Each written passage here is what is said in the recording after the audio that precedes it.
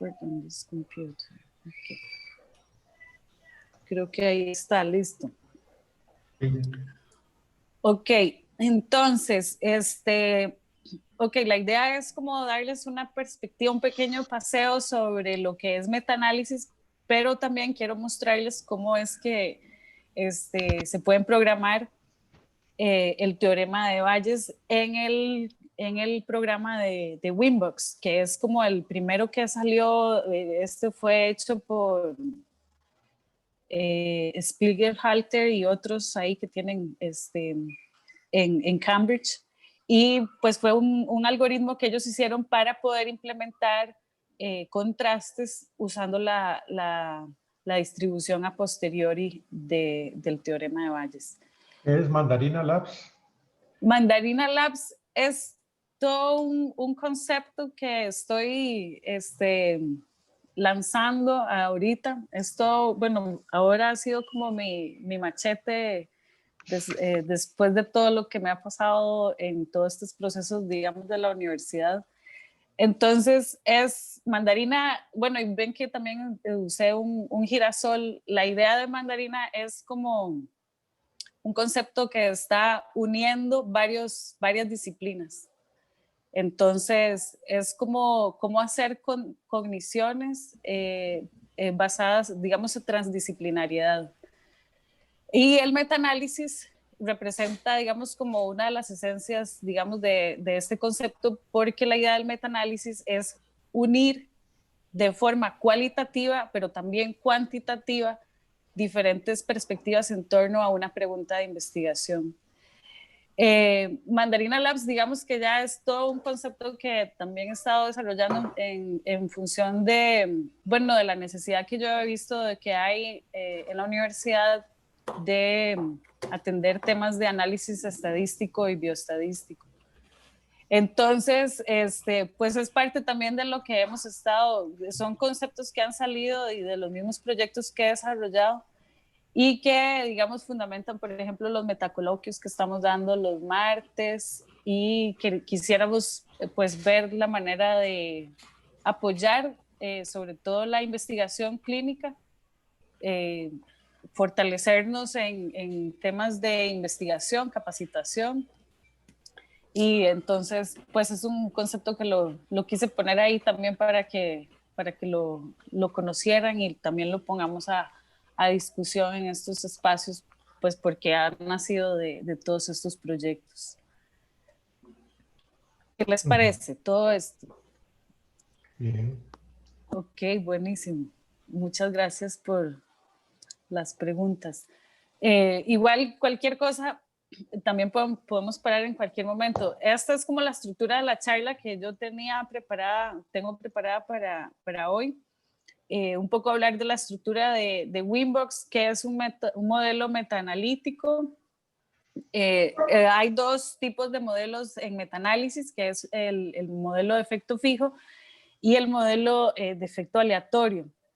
Y después yo quería también por lo menos hacer una introducción a dos otras perspectivas en el metaanálisis, que son el mistreatment comparisons, que es ya modelos metaanalíticos un poco más complejos que los dos anteriores, y el metaanálisis multivariado, que es cuando tenemos una variable de respuesta más allá de una sola binomial o de digamos, un enfoque meramente binario. Entonces, bueno, antes de irnos a la estructura de Winbox, lo que me quisiera basar es hacer como una especie de ubicación entre lo que yo percibo, digamos, y lo que, digamos, he aprendido de la experiencia, digamos, de los procesos que están insertos en el modelamiento matemático, en especial cuando estamos hablando sobre temas de epidemiología, biología, sistemas complejos y otros tipos de investigación que van a derivar sobre todo en formulación de política pública, o que, digamos, independientemente de que vayan a derivar en política pública, que van a sentar hitos o bases de innovación o de producción de conocimiento con respecto a temas de la ciencia básica o digamos de biología, de física o de química, y que digamos fundamentan todo lo que es el comportamiento de la naturaleza.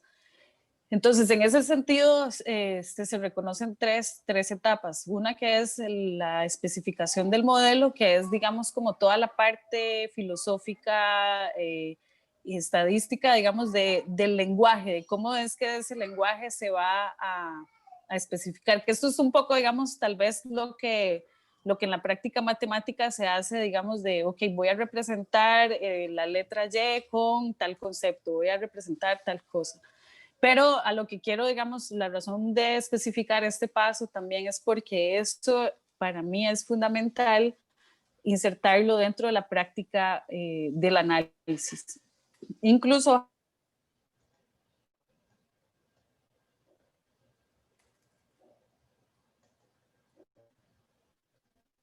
Milena se le activó el mute.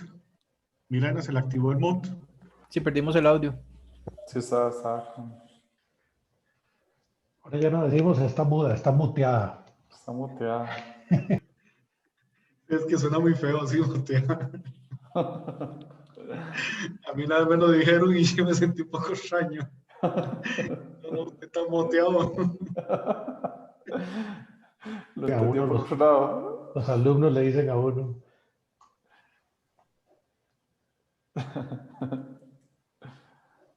Es el nuevo estado. Ahora sí me escuchan. Sí. Ya, ahora sí.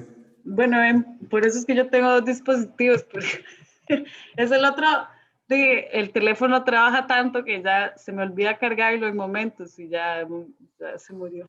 Lo puse a cargar. Ok, más o menos, bueno, lo que iba, creo que quedé más o menos en la parte de la estimación, de técnicas de estimación. Ahí voy. Ahora sí estás muteado, Alex, y me estás hablando.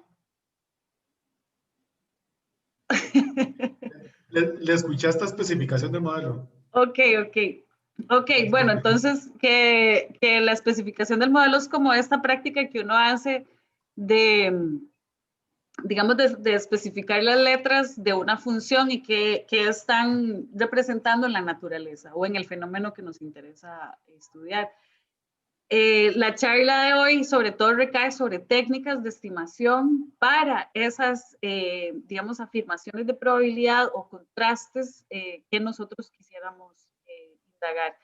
Entonces, Winbox es como decir una máquina o un software que nos permite hacer cálculos, como una calculadora, pero una calculadora un poco sofisticada, ¿verdad? Y al final, el último punto lo que se refiere es que en todo esto, al final, y sobre todo a mí me gusta pensar sobre el teorema de Bayes como una gran cognición, ¿verdad? O sea, como que estamos, la analítica está como transformando la información de una pregunta a qué tanto se acerca la información que nosotros estamos recolectando a esa pregunta. Es entonces una aproximación a un fenómeno y que así como cuando a veces generamos transformaciones en los modelos para poder generar cálculos más directos, así también tenemos que destransformar los modelos que estamos construyendo y reinterpretarlos con la lógica que especificamos al principio. Entonces, eso nada más quería como anotarlo porque me parece que es fundamental para, digamos, entender cómo llevar a cabo todos estos procesos, no perderse en el camino y que ojalá toda la información, todos los análisis que se hacen estén integrados en una lógica, digamos, algorítmica muchísimo mayor, digamos, que agrupa todo el contexto.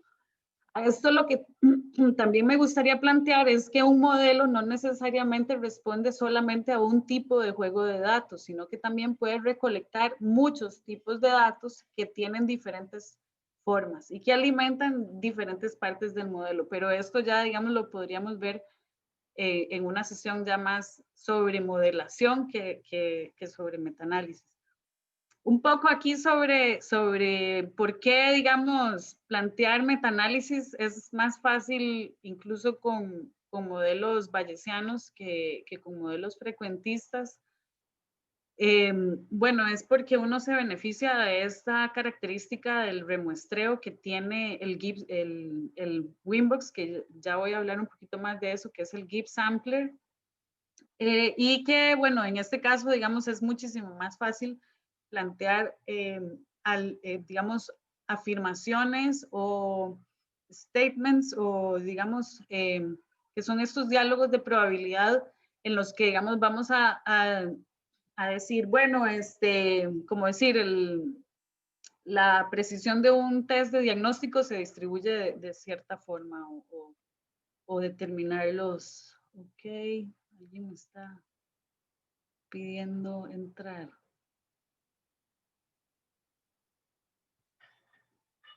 Ahí está Mario. Ok.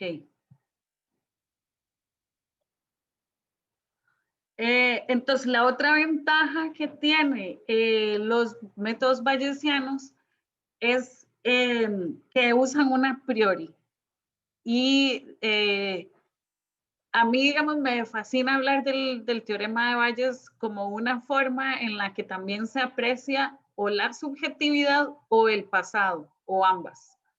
Entonces, ya sea porque yo como investigadora diga, voy a optar por una forma, digamos, de aproximar esto bastante exploratoria, entonces yo abro una especificación sobre uno de los parámetros de interés y le doy una función en específico a ese parámetro. Y a esto es a lo que me refiero con construir un hiperparámetro. O sea, estamos como a decir, anidando una función dentro de una distribución. Esto a veces es matemáticamente compatible y a veces no, ¿verdad? Por eso es importante hacer toda la parte de especificación y hacer verificaciones. Sí, en especial las conjugaciones de las distribuciones, pues sobre todo si son conjugables, es el tema. O cómo, digamos, se pueden hacer matemáticamente identificables. Entonces, por eso es que hago esa anotación de que hay algunos aspectos matemáticos que deben ser considerados para poder entender bien qué es lo que está inserto dentro de estas funciones. Y, ok, lo otro interesante es que la estimación de los métodos, o sea, al usar métodos bayesianos y generar, digamos, posteriores o estimaciones usando distribuciones a posteriori, es que te da una distribución, no te da un valor puntual, sino que te genera toda una distribución que te permite a vos, ya sea jugar con otros modelos para ver si explorar las diferentes maneras de la incertidumbre o agregarle más variables o otras maneras, digamos, de explorar la tesis. Acá, bueno, les quería compartir enlaces, sobre todo, se los voy a poner en el chat para que ustedes puedan navegar ahí sobre las fórmulas ya del modelo analítico y puedan masticarlas un poquito más. Voy a ingresar al chat.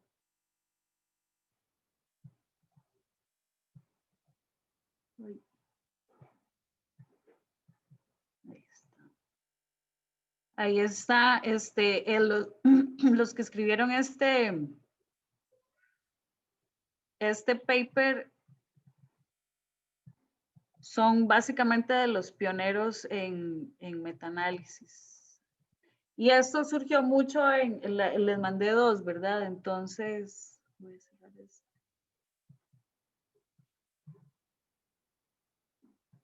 Y yo los tengo abiertos. Entonces, voy a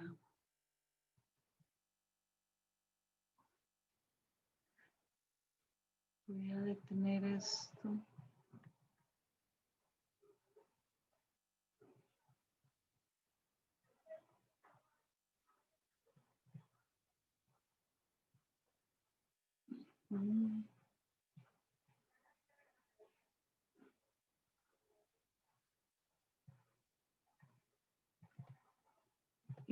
Ok.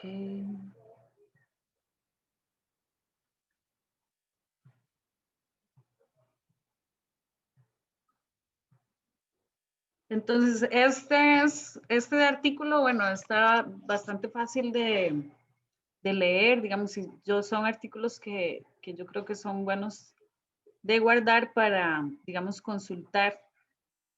Y aquí, digamos, bueno, ven, estos fueron como los forest plots que les había mostrado la vez pasada, ¿verdad? Donde digamos, de hecho, uno casi que el análisis empieza por acá, ¿verdad? Produciendo el forest plot. Y ven que acá, digamos, son dos modelos, ¿verdad? La figura 1 es el de el efecto fijo y la figura 2 es el de el efecto aleatorio. Y ven que la diferencia se ve sobre todo en este elemento que está acá, que es el rombo. En el de Random Effects Model, este rombo tiende a ser como más más largo. Y eso es porque, digamos, está considerando la distribución del error como, o el error como una distribución, no como un error puntual e independiente de los estudios. Entonces, cada uno de los cuadritos, digamos, es como el tamaño de la muestra del estudio. Y lo que en esencia, digamos, la formulación del metaanálisis está haciendo, yo diría, digamos que uno lo podría reducir a que es como generar un gran promedio, porque hay una sumatoria de los tamaños del efecto y hay una ponderación de acuerdo a la precisión que ha tenido cada uno de los estudios. Y esta precisión es básicamente 1 sobre el tamaño de la muestra. Entonces, ahí es donde se empieza a generar maneras un poco más complejas de considerar la heterogeneidad de los estudios. Milena, ¿usted no me podría recordar de manera breve cuál era la diferencia del análisis de efectos fijos y el análisis de efectos aleatorios? En el efecto fijo, el supuesto es que la diferencia en el error de estimación de cada uno de los tamaños del efecto es el mismo. O sea, en el efecto fijo dice que básicamente como que no hay distribución en el error, no hay, como casi decir que no hay error, o sea que estos pueden ser contextos de experimentación, por ejemplo, en laboratorio, donde las variables son exageradamente controladas y, digamos, tenés exageradamente un control sobre el error de medición, que es el que me refiero exactamente, o otros errores que, digamos, pueden entrar en juego en la estimación. En el efecto aleatorio, lo que asumís en el modelo es que esos errores de medición de cada uno de los estudios tienen una distribución conocida. Y esa distribución, digamos que, por ejemplo, si yo sé que una estimación que yo estoy analizando de un sensor que está en un laboratorio, pero hay un flujo de aire que me puede confundir un poco las mediciones, entonces yo le puedo dar una distribución a ese error y decir, o a ese elemento, digamos, de ese parámetro, y le voy a decir, bueno, en realidad esa estimación no solamente es 5, sino que va a oscilar o va a transitar en una distribución que se correlaciona con el flujo del aire, por ejemplo, porque es lo que está condicionando. Entonces, ese error, digamos, se va a distribuir de esa manera. Porque es como decir un error sistemático, un error que usted conoce. Otras formas de verlo es que, por ejemplo, si estamos hablando de estimaciones para ciencias sociales, en ciencias sociales o en temas, digamos, que son en este nivel, digamos, antropométrico de análisis, en sí, digamos, las fuentes de error casi que son infinitas, o sea, no somos capaces realmente de trazar todas las fuentes de error. Entonces, es mejor asumir que esos errores están presentes y que siguen una cierta distribución que puede ser que nosotros conozcamos, puede ser que nosotros necesitemos indagar más sobre cómo se distribuyen estos errores. O puede ser a veces que lo que andamos buscando, o sea, que la respuesta a lo que andamos buscando realmente está en función de conocer esos errores. Okay. Entonces, eso es como decir los grandes dos mundos. Yo no te podría decir como que se usa más uno que el otro. Esto depende mucho del contexto. En medicina sí se tiende a usar muchísimo más el random effects, pero es básicamente por esto que te estoy diciendo, de que no, en medicina, digamos, las cosas tienden a ser muy rigurosas y no te vas a atrever a dar un resultado a no ser que lo hayas comprobado como de miles de maneras y que haya aguantado, digamos, diferentes formas de analizar la heterogeneidad. Ok, y digamos, en este ejemplo que está ahí en la pantalla, lo que veo yo es como que el cambio más puntual es el peso relativo que se le está dando al estudio 5. O sea, inicialmente tal vez se le da un peso de 50%, tal vez porque son 800 ejemplares, ¿verdad? Pero después cuando se hace el efecto aleatorio, se le da solo un peso de 30%.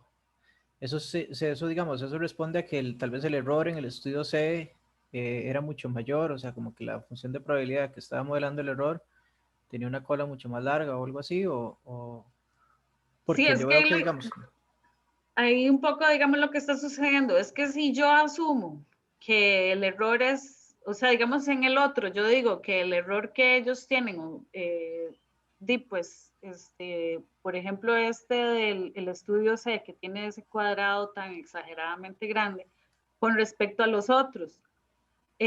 Acá no viene, bueno, dice que este es precisamente el que tiene mayor cantidad de muestra.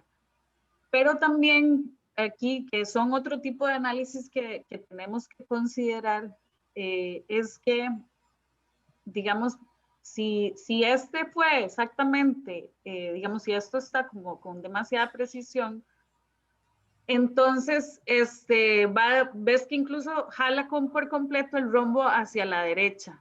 Y a pesar de que hay más estudios que caen sobre la izquierda, el rombo sigue cayendo sobre la derecha, pero eso ya cambia en el de abajo. Entonces, ¿esto qué quiere decir? Que si yo asumo que el error, digamos que no hay distribución, que esto, por ejemplo, es un error o sea, que es muy reducido, entonces este 800, digamos, es porque, digamos, está dándome mucha contundencia de que sí hay, o sea, de que sí hay un efecto. Esto es porque el estudio es grande y los estudios pequeños están dando hacia el lado negativo. Entonces, esto quiere decir que el fenómeno que estamos observando ahí está muy claramente definido. Porque otra cosa que pasa a veces, en especial en estudios en psicología, esto se ve mucho, digamos, a nivel de encuestas de opinión y cosas, que estudios pequeños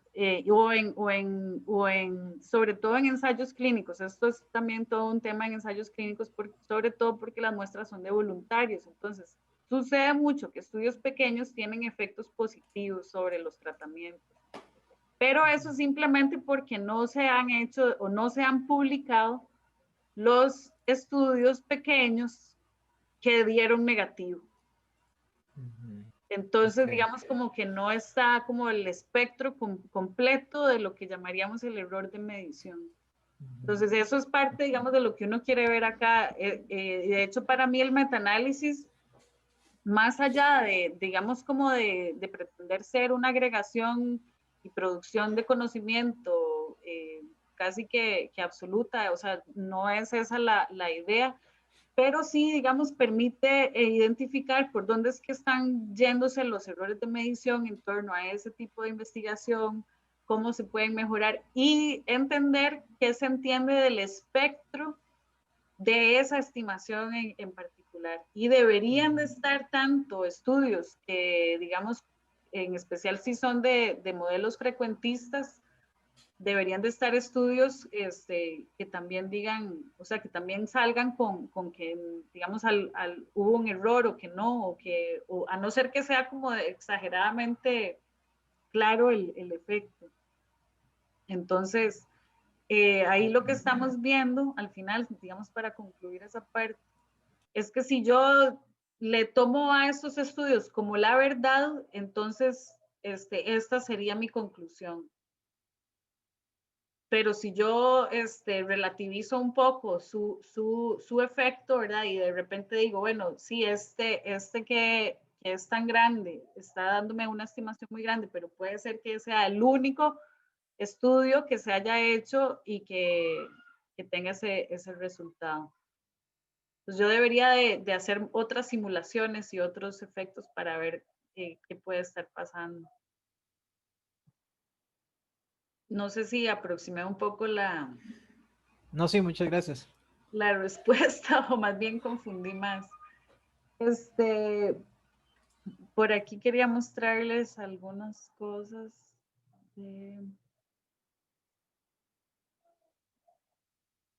Es que hay, digamos, sí, luego uno tiene que al final hacer diagnósticos por el sesgo de publicación. Pero es que se me fue.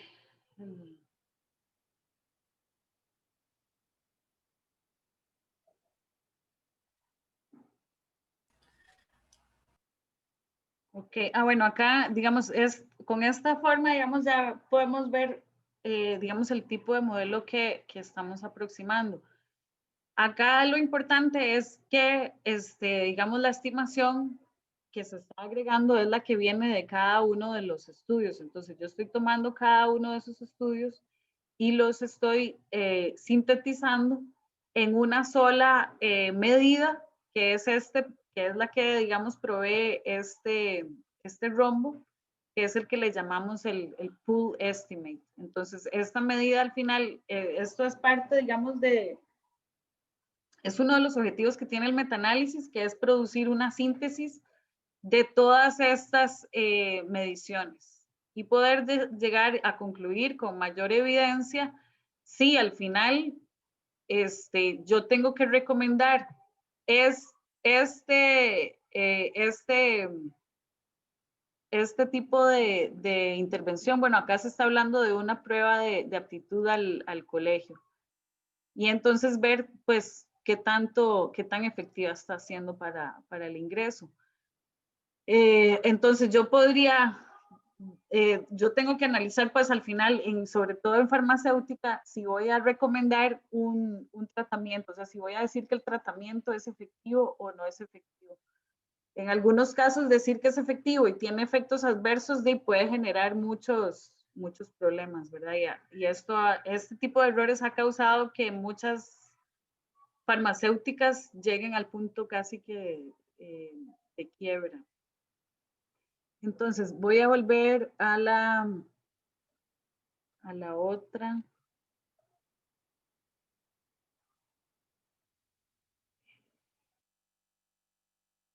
Bueno,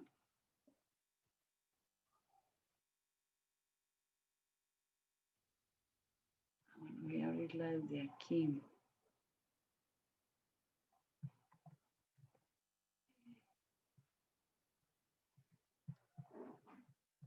Y, bueno, lo que voy a hacer es mostrarles cómo es que esto se programa en Winbox.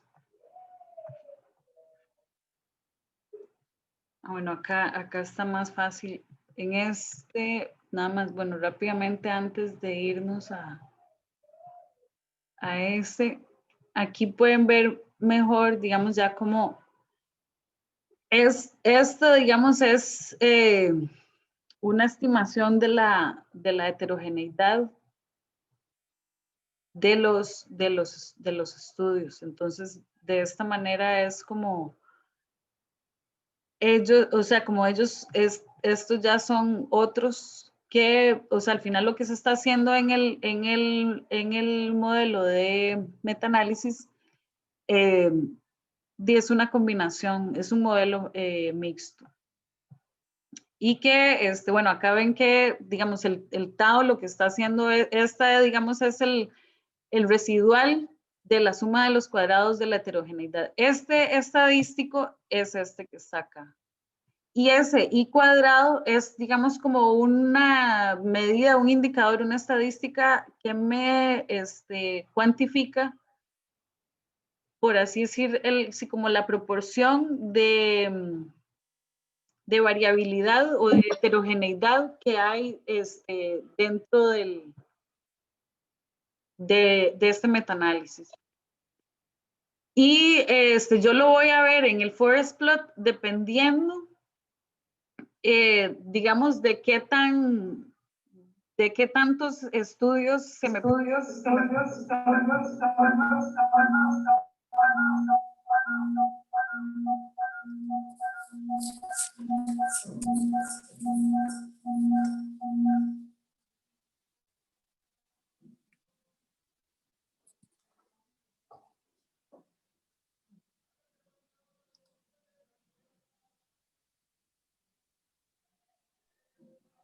¿Aló? Ahora sí. Hola, hola. Sí. Es que a Alex algo le pasó. Ah, No, me pasa el celular. bueno. Ok, voy a irme a Winbox para mostrarles cómo es esto. Ok, vamos a ir aquí. Aquí está. Bueno, este es Winbox. Y voy a ver, porque yo bajé esto. Aquí está.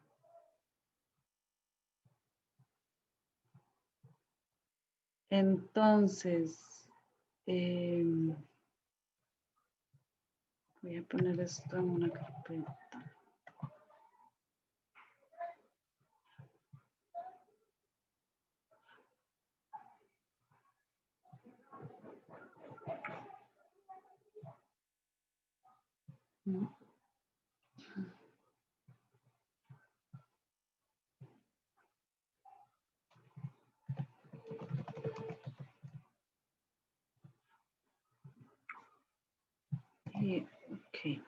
Ok, ahora sí.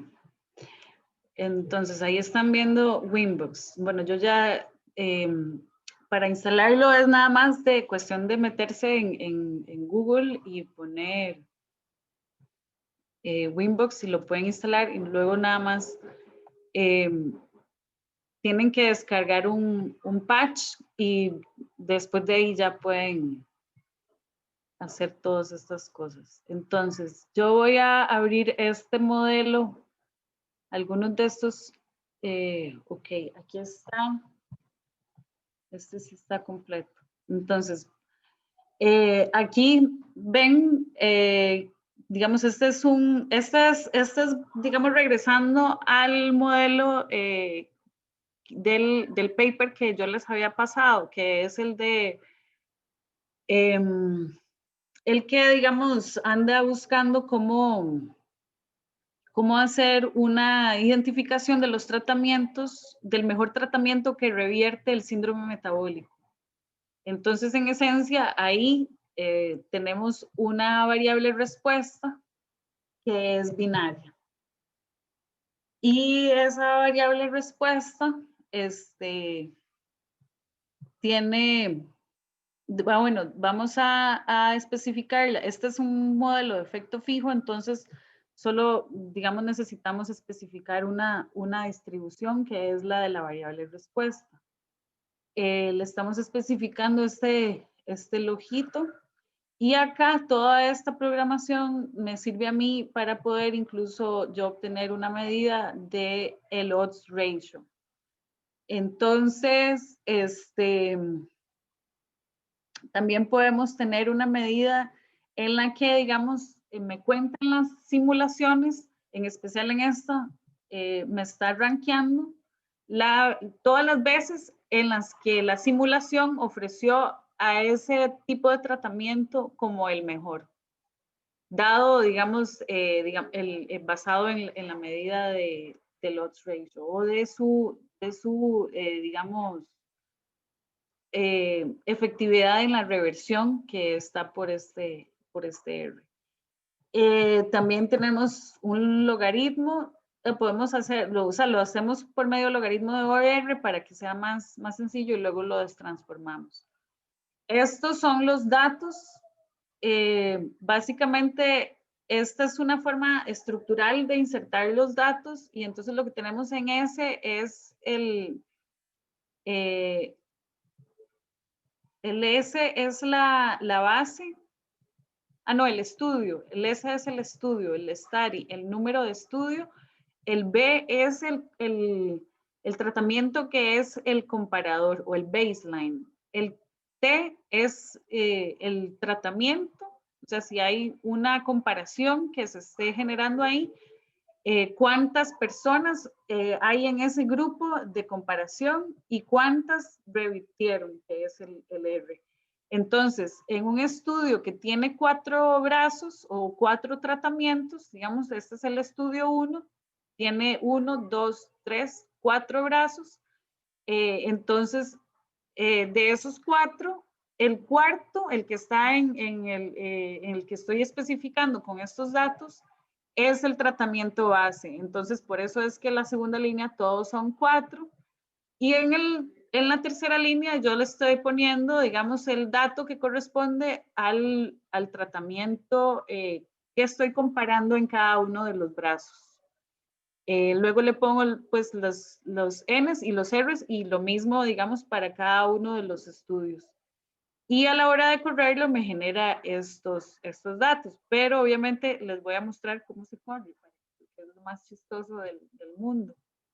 Entonces, para poder poner en juego el GIP Sampler, entonces, bueno, este model lo marcamos, lo chequeamos, le damos, si acá nos dice que el modelo está sintácticamente correcto, entonces vamos bien.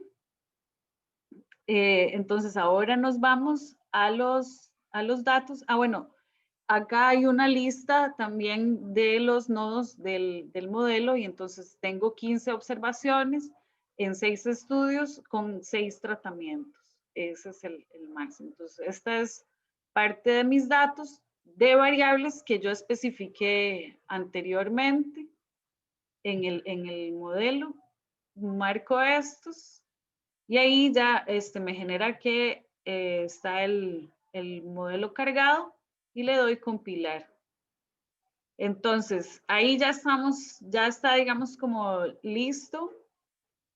Y entonces ahora nos vamos a...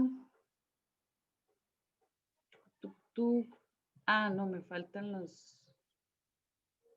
los iniciales. Los iniciales son nodos en los que yo tengo distribuciones de probabilidad asignados. Entonces, en este momento solo tengo a D y a mu como parámetros con distribución.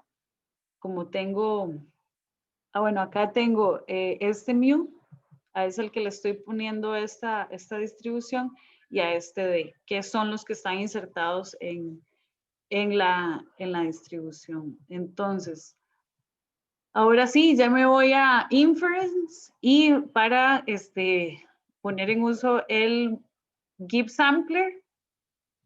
Y entonces acá yo en un principio le voy a poner, en un principio yo no necesariamente tengo que cargar esto primero, porque yo necesito hacer un burnout de los, digamos, para que la secuencia o la distribución en su primera instancia, digamos, no parta de cero y pueda quemar el principio. Entonces, digamos, ahí le voy a decir que me haga 10,000 iteraciones de ese modelo para poder generar un burnout. Después de ese modelo, entonces yo aquí le voy a programar que yo quiero ver el OR, aquí voy a poner el D, el mu y el OR.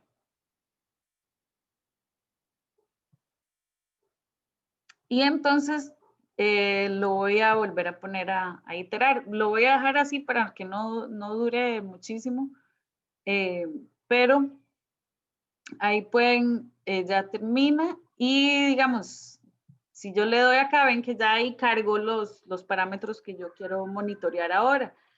Si yo le pongo un asterisco acá, me los carga todos de una sola vez. Y entonces yo aquí nada más le doy stats. Y a la hora de darle stats, entonces me va a dar todos los parámetros de una distribución a posteriori. Entonces acá me está generando todas las comparaciones que yo le pedí que me hiciera con respecto al OR, a los cálculos del OR, porque eran 6 tratamientos, ¿verdad? Entonces, parte de la programación era que me diera todos los tratamientos 1 con todo el tratamiento 1 con el resto de los tratamientos, el tratamiento 2 y así. Y entonces, estas básicamente son las estimaciones del OR. Este que dice standard, que es básicamente standard deviation, debería de decir standard error, básicamente, porque acá la estimación de la variabilidad o del parámetro, digamos, de tendencia de variabilidad, de dispersión en este caso, es una estimación del error estándar en sí. Ya, digamos, nos vamos un poco a la parte de teoría estadística. Y entonces, al mismo tiempo, parte de las maravillas que me da este software es todo un intervalo de credibilidad. Que, bueno, me está generando me está también ofreciendo una estimación del error del Markov chain. O sea que esto ya es, digamos, medidas de la cadena en sí, y yo puedo también extraer esos datos y hacer unos gráficos con o sea, graficar toda la simulación. Digamos, puedo extraer esa información como para ver y digamos, hacer incluso cálculos matemáticos con esta información. Entonces, acá, digamos, sería el límite inferior, la mediana, y el límite superior del intervalo de credibilidad, en este caso. Y acá me pone, bueno, ven que inicia en la 10.001, bueno, porque los primeros 10.000 fueron el burnout, en el que pedimos que el algoritmo iterara, pero que no los cargara o sea, no considerara la estimación basada en esas iteraciones. Entonces, acá uno puede hacer un montón de ejercicios interesantes de ver cómo se afecta la estimación dependiendo de ese burnout. Y puede ser que haya algoritmos o modelos en los que esa estabilidad de la densidad se puede alcanzar. Entonces, bueno, acá podemos tener básicamente Milena, trazas. Ajá. Pregunta, ¿para qué es que se hace el burnout? Es que esa parte no me quedó bien clara. El burnout es porque, digamos, yo puedo tener, por ejemplo, estos histories, pero que tal vez haya mucha variabilidad al inicio digamos, de la iteración.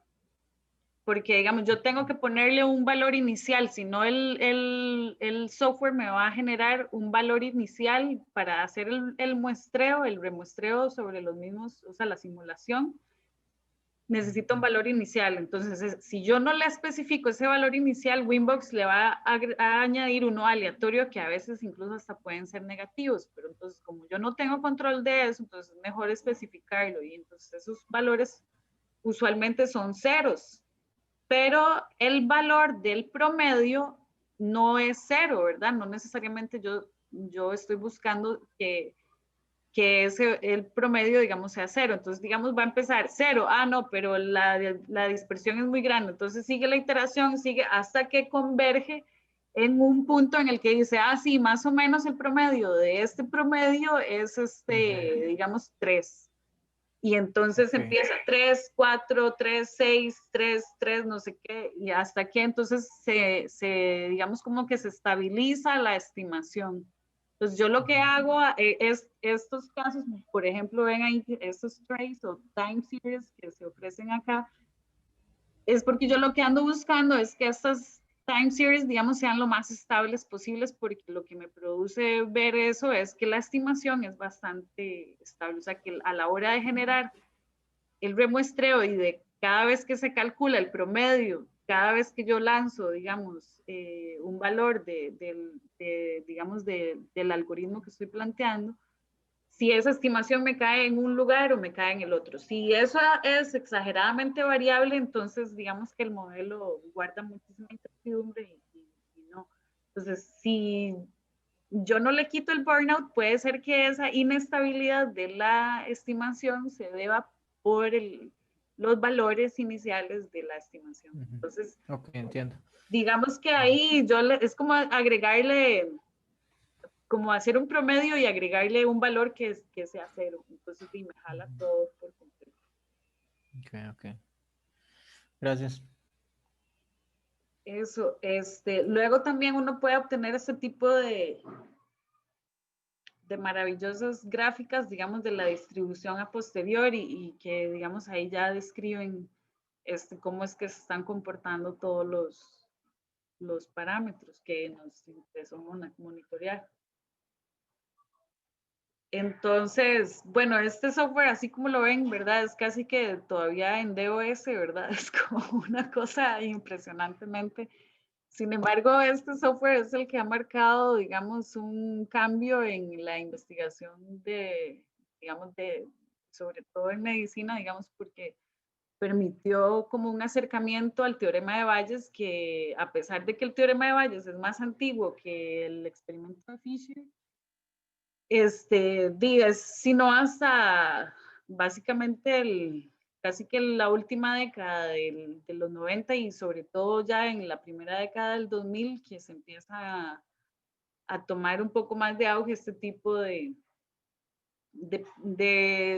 aplicaciones ya digamos, en estudios aplicados, por así decirlo, no solamente, digamos, a nivel de teoría estadística o matemática.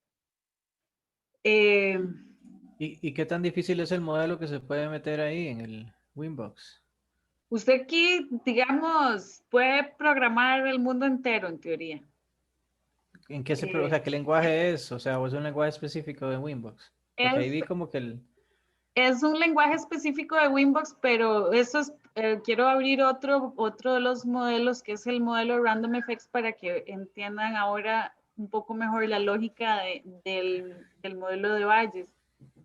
Porque a la hora de, digamos, la diferencia en programación, en estadística bayesiana, desde un enfoque bayesiano, a la hora de programar un modelo de efecto fijo con un modelo de efecto aleatorio, es que en el efecto aleatorio yo le agrego una distribución, decir al parámetro de la dispersión, o que usualmente se le llama tau, ¿verdad? Que es el que mostré, uno de los parámetros, vieron que de hecho se le define así a la heterogeneidad con un tau, o digamos, en dado caso es como decir la desviación estándar o el parámetro de dispersión.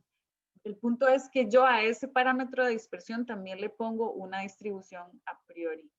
Entonces, acá, digamos, volvemos a tener el mismo escenario en donde tenemos una binomial, o sea, que estamos viendo si el paciente revierte o no revierte, digamos, en una proyección de la Bernoulli, y que, digamos, además, yo le voy a especificar esta distribución al delta, que este delta, digamos, tiene un prec. Ese prec es la precisión, y es, digamos, como yo le estoy agregando digamos, parte del lenguaje en función de la respuesta, de la pregunta de Carlos, literalmente es como yo escribo en estadística, o sea, así como se escribe o se programa un modelo en estadística, así como, digamos, tal vez uno lo escribe en LaTeX o algo así, casi que de esa manera es como se escribe en Winbox. Digamos, lenguaje básico que uno tiene que saber es las funciones, digamos, las funciones que tiene, pero literalmente vos, bueno, le puedes insertar force y otro tipo de funciones que tiene, digamos, el programa para, pues, sobre todo hacer cálculos matriciales. Esa es, digamos, y acá es donde yo monto digamos, los modelos de Markov, como el modelo que les planteé, que les había enseñado pues que en algunas de las charlas anteriores que les he dado, les he planteado esto de mostrarles, bueno, de este modelo ya, digamos, con todas las transiciones y todo ese modelo está programado en Windows. Pero ya ahí estamos hablando de un modelo de decisión Markov que digamos, esta parte es, si acaso, un programa dentro de todo ese modelo.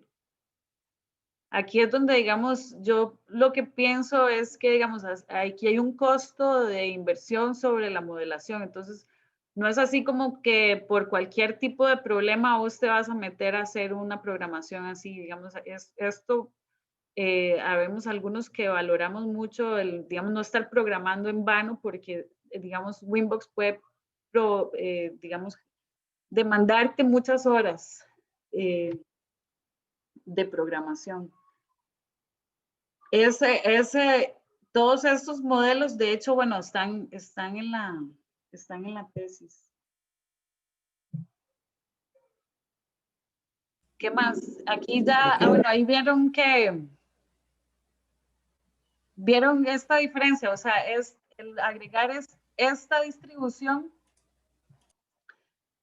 sobre agregar esta distribución es lo que me va a marcar a mí, generar un modelo y acá, bueno, acá, de hecho, ven que acá ya se define el PREC y que, digamos, yo lo puedo traducir a una desviación estándar.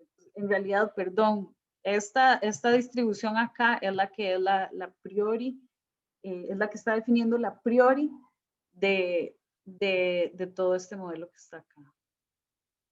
Pero que define una priori sobre todo en el parámetro de dispersión, que es el que calcula la desviación estándar.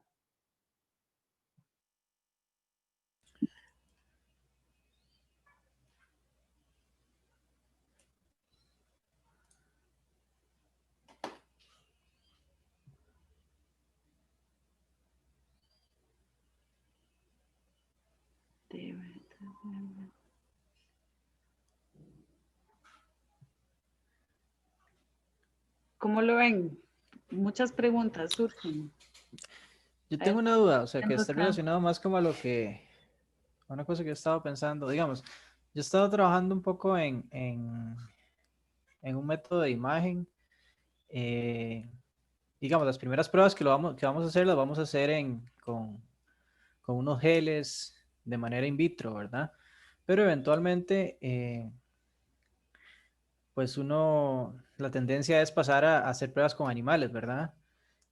Y a mí digamos, me despierta la curiosidad si existe algún tipo de metaanálisis que se hace en medicina para decidir cuándo hay suficiente evidencia para justificar el trabajo con animales, porque, pues sí.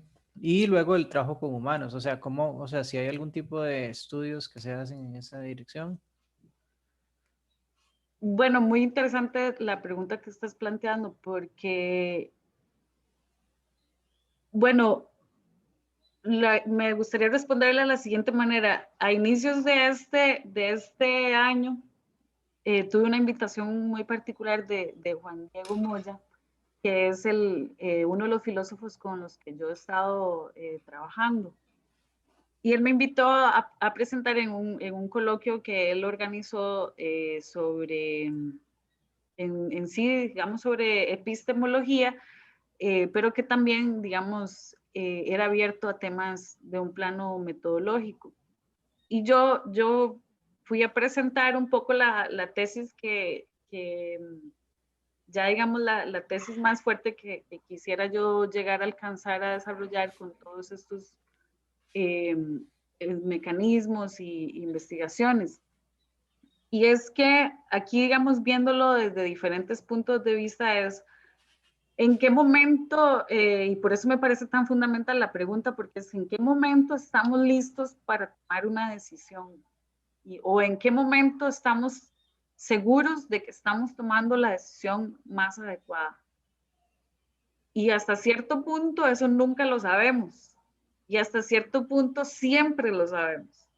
Pero digamos que aquí a lo que quiero aterrizar un poco más es que el metaanálisis viene o lo que digamos sería la revisión sistemática en conjugación con el metaanálisis, para mí son estrategias de valorar o de evaluar la evidencia que se ha producido en torno a un tema en específico o a una pregunta de investigación. Entonces, esto puede ser tan específico como analizar la evolución sobre los métodos en particular o digamos como las diferencias en las aplicaciones matemáticas con respecto a un tema, así como digamos incluso integrar toda la corriente teórica que digamos pueda estar rodeando un tema. Entonces, la farmacéutica en sí, digamos ya a nivel práctico, o a nivel, digamos, industrial y de comercio, la farmacéutica integra estilos de metaanálisis, o sea, necesita sobre todo integrarlo, y esto ha sido práctica, digamos, fundamental para tomar esas decisiones que vos estás diciendo. Entonces, hay incluso, o en un momento hubo toda una discusión entre, por ejemplo, cuando se deja de usar el placebo, se pregunta, bueno, ¿y cómo es que realmente aproximamos estos contrastes para saber que estamos tomando algo seguro y que la gente no se va a morir, pero sin usar un placebo, por ejemplo, sin haber producido como el daño o sin haber hecho una intervención o sin haber probado en animales, por ejemplo? Todas esas son preguntas que van a venir a generarse, digamos, más tensión sobre la transformación de las metodologías, a mí me parece. Entonces, sí deben hacerse evaluaciones periódicas y parte de los comités de ética que monitorean los ensayos clínicos, digamos, ahí se tienen que hacer una pregunta, y esto, digamos, en Costa Rica no necesariamente pasa así, pero sí sé que para ciertos monitoreos que hace la FDA son así, y que, digamos, vos metes un protocolo y el protocolo tiene ciertas fechas de monitoreo. Y a esas fechas de monitoreo vos tenés que entregar resultados. Y la pregunta en cada una de esas fechas de monitoreo es si hay suficiente evidencia para decir que, o sea, declarar la efectividad sobre un tratamiento, o más bien para seguir generando y apoyando la investigación. En dado caso, la investigación siempre debe continuar, pero tal vez lo que hace tan importante la pregunta, incluso en temas, en monitoreos tempranos de una investigación, es que, por ejemplo, si, digamos, con el caso de las pruebas diagnósticas, se sabe que las pruebas diagnósticas nos pueden ayudar a mejorar la situación en muchos casos. Entonces, se considera antiético retardar el uso de la tecnología, a pesar de que no se haya, digamos, terminado la investigación al respecto. Pero porque además la tecnología representa cierto tipo de dinámicas que es seguro aplicarlo, por ejemplo, y entonces que permite que la investigación continúe, pero que la comercialización inicie. Entonces, digamos que esto es lo que está en juego en este tipo de decisiones. Entonces, es muy diferente hacer este análisis desde una perspectiva frecuentista porque muchas veces, digamos, lo que hace es que cada vez que hay un corte en el ensayo clínico, digamos como que yo voy a hacer una prueba de hipótesis. Entonces yo lo que voy a ver es el valor P.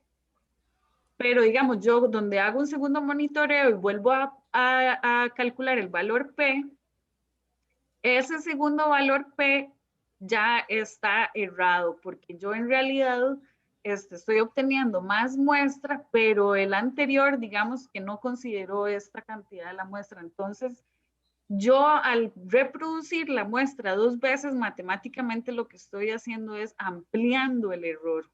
Entonces, en realidad, esos P valores no necesariamente es que se me está reduciendo, sino que yo lo tengo que adicionar al P valor de la prueba anterior.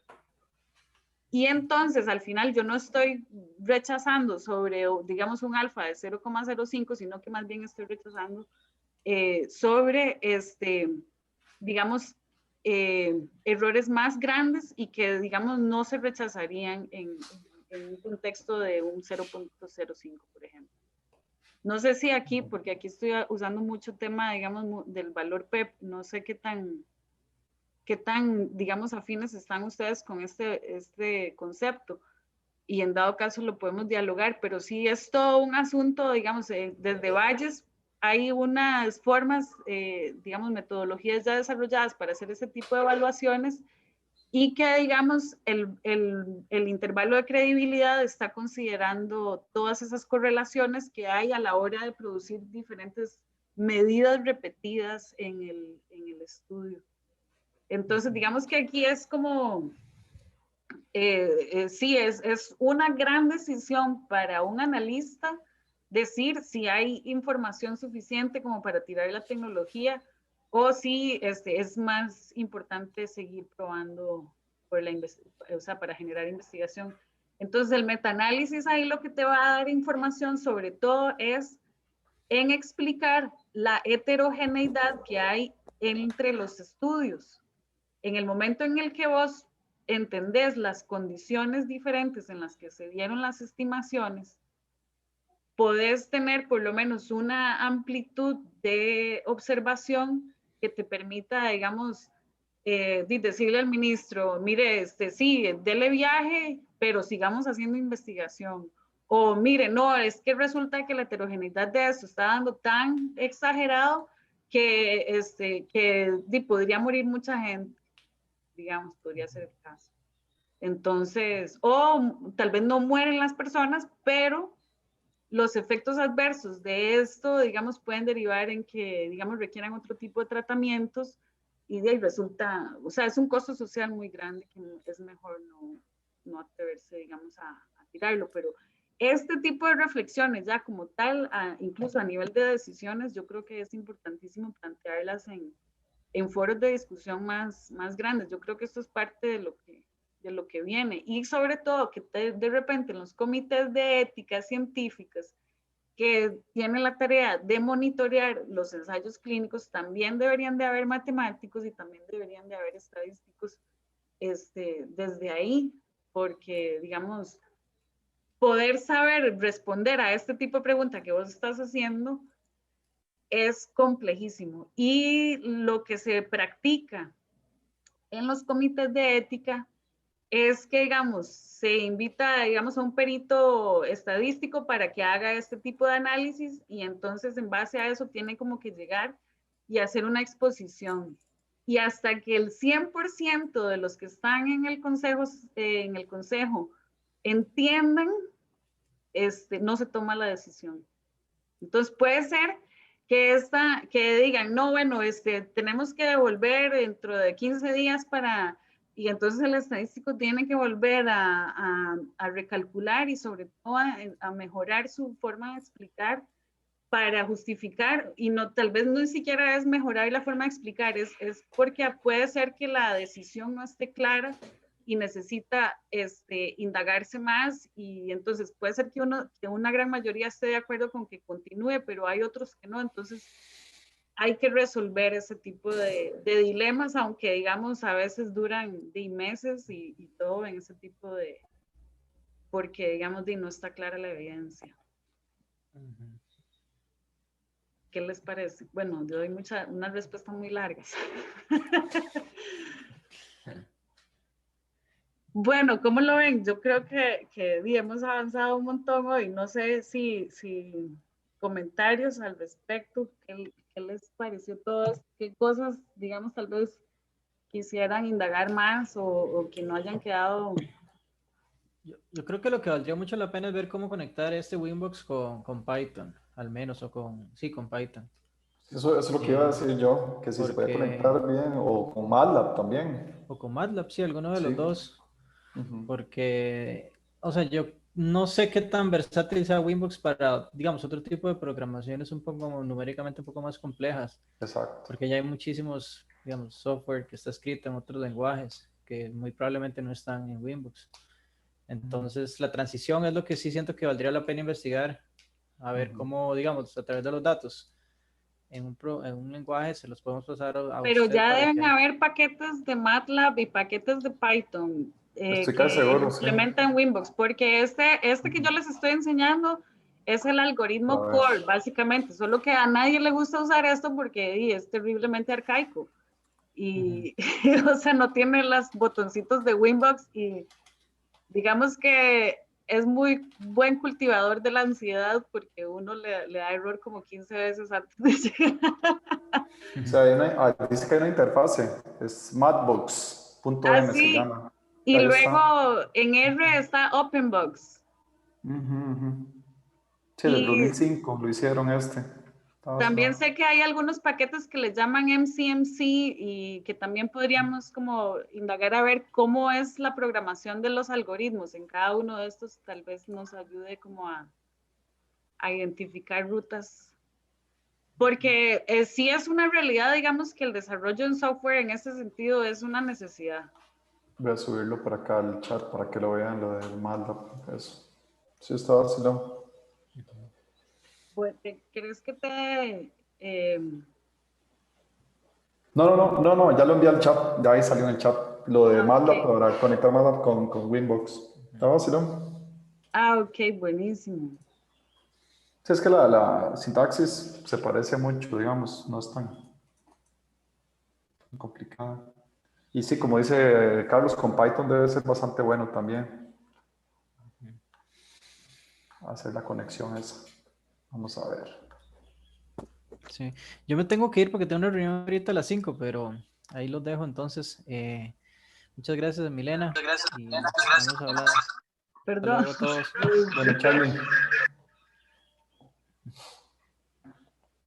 Ya. Hasta luego, Carlos. Hasta luego. Ya voy a dejar de grabar. Ay.